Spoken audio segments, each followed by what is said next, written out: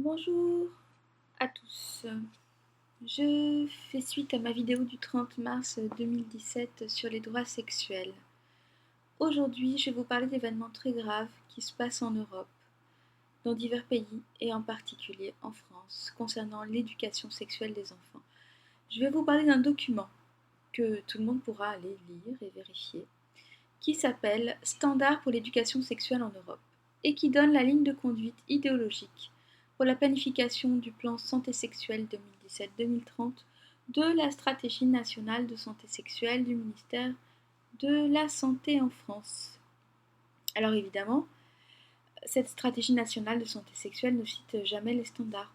C'est beaucoup plus subtil et beaucoup plus vicieux.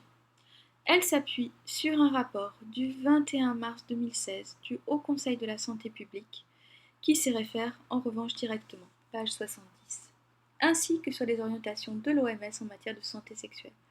Or, l'OMS a sponsorisé et validé ces fameux standards pour l'éducation sexuelle en Europe. Alors c'est toujours comme ça, avec cette histoire des droits sexuels, vous n'arrivez pas à attraper le poisson, les sources sont toujours dissimulées, pas directement accessibles, il faut savoir aller où chercher, avoir le temps de le faire avant d'accéder à l'information.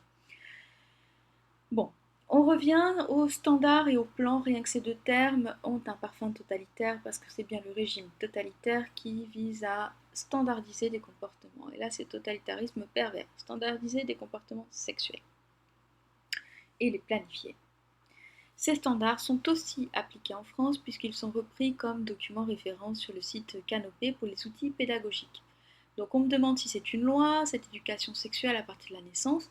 Bien non, c'est pire, parce qu'en fait c'est une infiltration idéologique qui nous est imposée via l'Europe, sans que jamais les professionnels de santé mentale de l'enfance ni le peuple de France n'aient été consultés. C'est donc totalitaire. Et cela pose un sérieux problème parce que toute la pseudo-théorie scientifique de ces standards émane de sexologie adulte, faisant des projections sur une hypothétique sexualité infantile. Parce qu'en effet, ces standards s'organisent autour de l'idéologie pédophile de Kinsey, un homme fou qui avait pratiqué des viols sur bébés pour soi-disant faire des recherches sur la sexualité.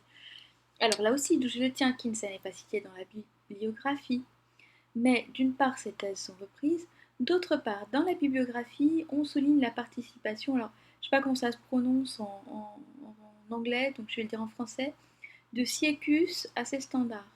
Quel est le rapport de Sieckus avec Kinsey? Eh bien, en 1964, le Kinsey Institute a lancé Sieckus pour promouvoir l'idéologie de Kinsey par le biais de l'éducation sexuelle. Sieckus a l'accréditation de l'ONU et est très influent. Sieckus Comprehensive Sexuality Education enseigne à des enfants de 5 ans la masturbation. Et on leur fait croire qu'adopter un comportement sexuel avec d'autres personnes, c'est une preuve d'affection. Bon, que disent donc ces standards qui se fondent donc sur l'idéologie Kinsey et qui s'imposent à nous de façon totalitaire? Premièrement, ils prônent la confusion entre la sexualité de l'enfant et la sexualité de l'adulte. Ou plus exactement, j'ai moi-même fait l'erreur entre les sexuels infantiles et la sexualité de l'adulte. Le développement pulsionnel de l'enfant est psychique, il n'est pas sexuel, il n'a rien à voir avec l'acte sexuel des adultes. Pour être encore plus clair, l'enfant n'est pas un être sexualisé en miniature.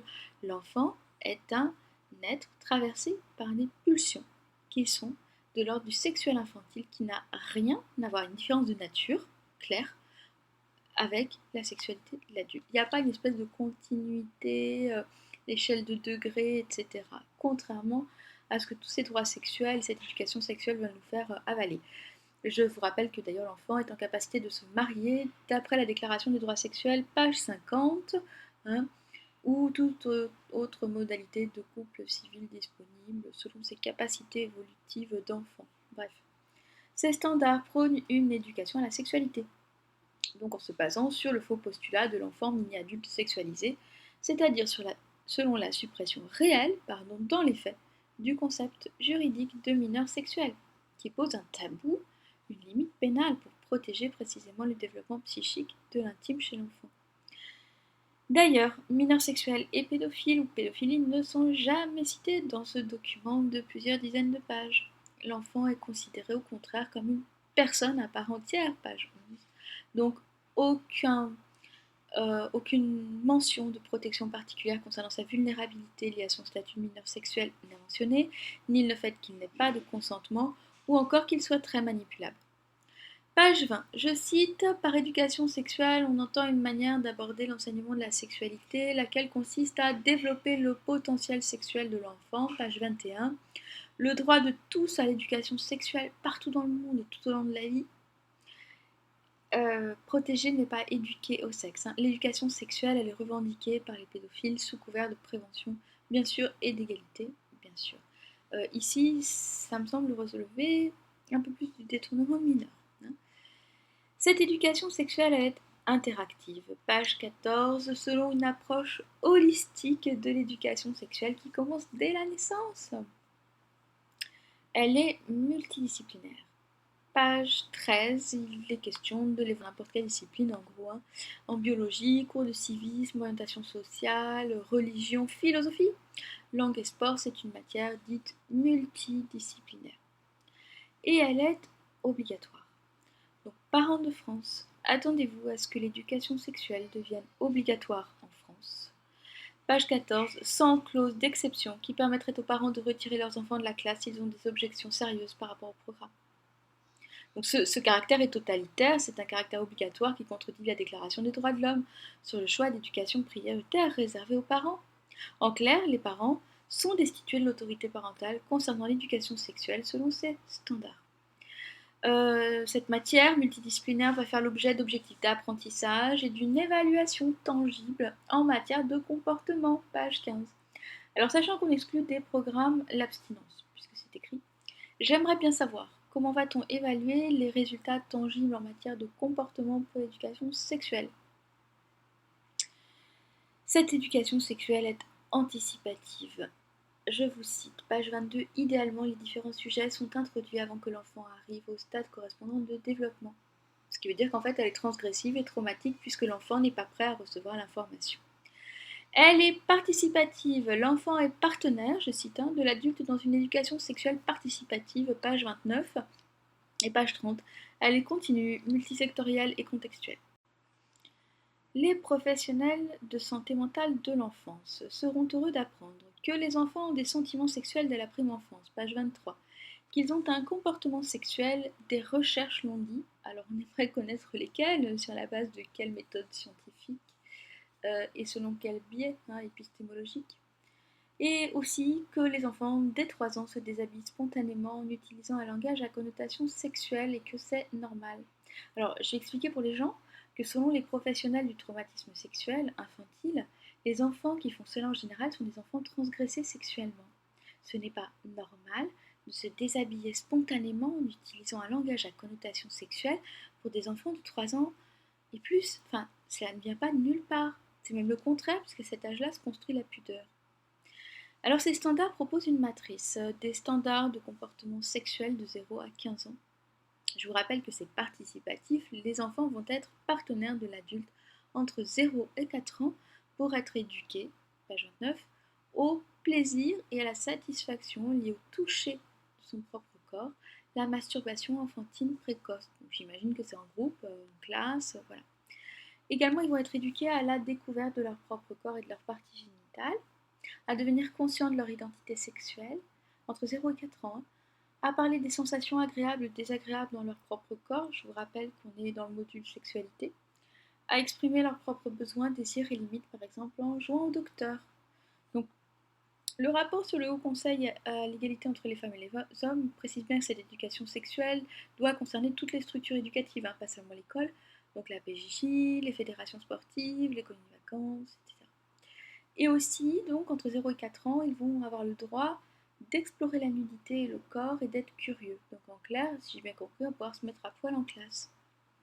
Entre 4 et 6 ans, on va leur enseigner la signification et l'expression de la sexualité, le langage sexuel approprié, les sensations liées à la sexualité, proximité, plaisir, excitation, comme faisant partie de la gamme des sensations humaines, page 40. Donc entre 4 et 6 ans, à un moment crucial pour leur développement psychique, lorsque l'enfant apprend précisément les interdits fondamentaux, apprend précisément à refouler ses pulsions, L'enfant va lui enseigner l'excitation liée au plaisir sexuel. Intéressant. Et aussi entre 4 et 6 ans, ils vont donc discuter de sujets qui concernent la sexualité et acquérir des compétences de communication.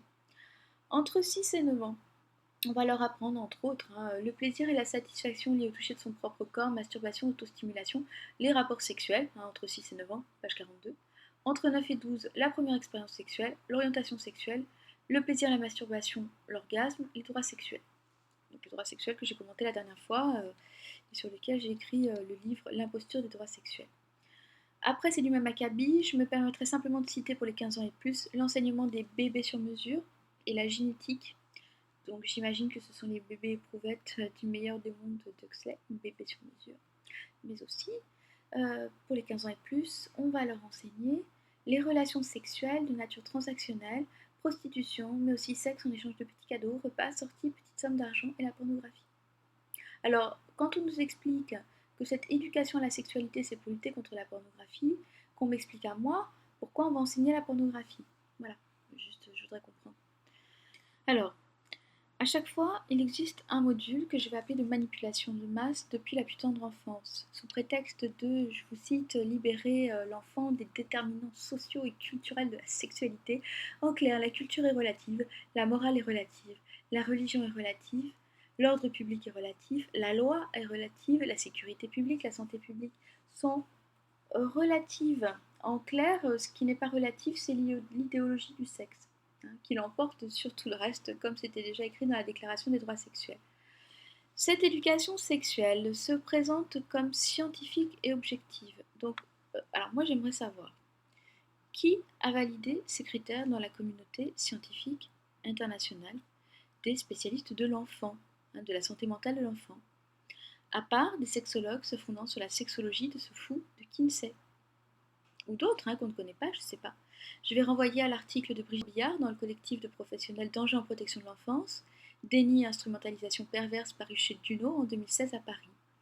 Brigitte Robillard nous dit que l'Institut Kinsey, en 2014, a obtenu un statut consultatif spécial au Conseil économique et social à l'ONU, ce qui lui permet de disposer désormais d'une voix importante pour influencer la politique à l'échelle mondiale.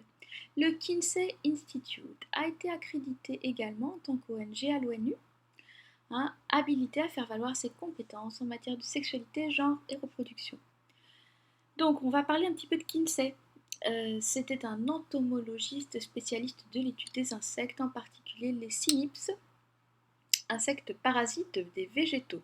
Bon, ça, je trouve ça très intéressant. Dans son livre Sexual Sabotage, la professeure Judith Reisman, une universitaire américaine, dénonce les conséquences de ces études biaisées dès le départ. Elle a retrouvé plusieurs victimes de Kinsey, car en réalité il détenait toute une collection de films de viol d'enfants opérés de diverses manières et sur de longues périodes de temps. Il cherchait à savoir quand selon lui un enfant avait un orgasme. Alors je vous donne la définition de l'orgasme des bébés selon Kinsey. Le bébé se bat contre le partenaire, il tombe en convulsion avec de violents mouvements de bras et de jambes, avec des pleurs. Voilà, donc je pense que là on est vraiment dans l'épanouissement sexuel du bébé. D'après la table 34 des recherches de Kinsey, un bébé de 11 mois a ainsi eu 14 orgasmes en 38 minutes. Un autre enfant âgé de 4 ans aurait eu 26 orgasmes en l'espace de 24 heures. Pour son étude sur les orgasmes multiples chez les préadolescents, 28 garçons et bébés ont été violés de manière répétée. Donc en conclusion, ces standards relèvent d'un totalitarisme pervers et n'ont aucune caution scientifique, à mon sens. D'ailleurs, ils évoquent une notion très étrange, la notion de citoyenneté sexuelle. Alors, c'est une injonction paradoxale. Il faut bien comprendre que la perversion, elle fonctionne toujours comme ça. Elle vous envoie des mots contraires et ça vous sidère la pensée. La citoyenneté relève du champ public politique. Elle s'acquiert quand on a la maturité à l'âge adulte, et pas quand on est enfant. L'enfant n'est pas citoyen. Et le sexuel relève de l'intime. Et c'est bien parce que l'on se construit un intime, une capacité de penser dans l'intime, que l'on peut développer une conscience politique. Donc citoyen sexuel, ça veut juste rien dire. Le totalitarisme vise à empêcher que se construise un intime à la racine, c'est-à-dire une conscience politique qui puisse le résister. On peut dire que de ce point de vue-là, les standards sont assez puissants. Il serait vraiment souhaitable que la communauté internationale des professionnels de la santé mentale de l'enfance et du psychotraumatisme puisse se faire entendre. séduction traumatique et confusion des langues. Entre le langage de la tendresse chez l'enfant et le langage de la sexualité génitale chez l'adulte, ceci est pervers, pédophile. Et Ferenczi nous l'avait bien démontré. L'enfant étant dépendant de l'adulte transgresseur, il s'agit bien d'une emprise perverse. Il n'y a pas de développement sexuel de l'enfant, car il existe une différence de nature et non de degré entre le statut de l'enfant et le statut de l'adulte. Et c'est bien ce que caractérise la notion de mineur sexuel, quelque chose qui est de l'ordre pénal et donc tabou. Il y a en revanche un développement biologique, affectif, cognitif, psychique, etc. À l'adolescence, avec l'émergence de la puberté, il faut que les adultes aident au contraire à réprimer le pulsionnel et non à l'autoriser tout azimut. Dans ces textes, il existe une confusion perverse entre la prévention-protection des enfants et l'exposition des enfants. Sous le faux prétexte de les protéger, on les expose et on les transgresse. C'est intéressant, non, comme injonction paradoxale. Les discours paradoxaux sidèrent vraiment toutes les personnes qui les subissent. La pédophilie a complètement été évacuée de ces textes, puisqu'elle n'est jamais citée et que l'enfant est supposé consentant. Enfin, il peut dire si ça lui plaît, si ça lui plaît pas, voilà. Donc en gros, si l'enfant ne dit rien, et si c'est sans violence physique apparente, il peut avoir une sexualité et une sexualité avec un adulte. Il peut être partenaire de l'adulte, il doit être partenaire de l'adulte dans son éducation sexuelle. Je rappellerai pour finir que certains lobbies pédophiles présentent la pédophilie comme une banale orientation sexuelle et ont toujours milité pour l'importance d'enseigner la sexualité aux enfants. L'historienne Anne-Claude Ambroise Rendu, dans son ouvrage Histoire de la pédophilie 19e-21e siècle, décrit le discours pédophile comme celui selon lequel les enfants ont aussi droit à la sexualité, et c'est une idéologie qui était fort présente dans les années 70. Avec cette éducation sexuelle, l'enfant va acquérir des compétences sexuelles au travers de différents outils imposés de propagande, livres, brochures, dépliants, CD-ROM sur lesquels il sera évalué. Au travers de ces standards et de leur application, l'on fait sauter le tabou structurant de l'inceste et ses dérivés, tabou des différences générationnelles et sexuelles. C'est un tabou structurant de civilisation, selon l'anthropologie de Lévi-Strauss, mais également selon la psychologie. Or, sans tabou, la civilisation régresse dans le chaos et dans la barbarie. Je vous remercie de m'avoir entendu.